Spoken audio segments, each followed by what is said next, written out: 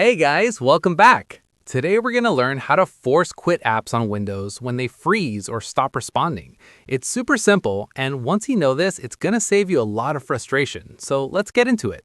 We've all been there. An app just freezes, it stops responding, and no matter how many times you click, it just won't close. That's where force quitting comes in. Instead of restarting your whole computer, you can just kill that one app and move on with your day. The most common way to force quit on Windows is through the Task Manager. All you have to do is press Control, Alt, and Delete at the same time on your keyboard.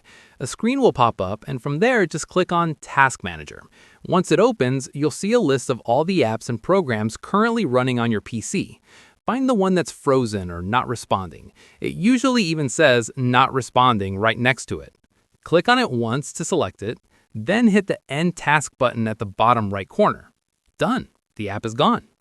If you want something even faster, just click on the frozen app to make sure it's selected, then press Alt and F4 together on your keyboard. This sends a direct close command to that window. Most of the time it works instantly. Super quick and easy. By the way, I've written a detailed article with images for each step on my website. Link is in the description if you prefer reading. There's also a third way that a lot of people don't know about. Look down at your taskbar at the bottom of the screen and find the app that's frozen. Right-click on it, and you'll see an option that says Close Window. Click that, and Windows will try to shut it down for you. It's basically a shortcut to the same result without opening Task Manager.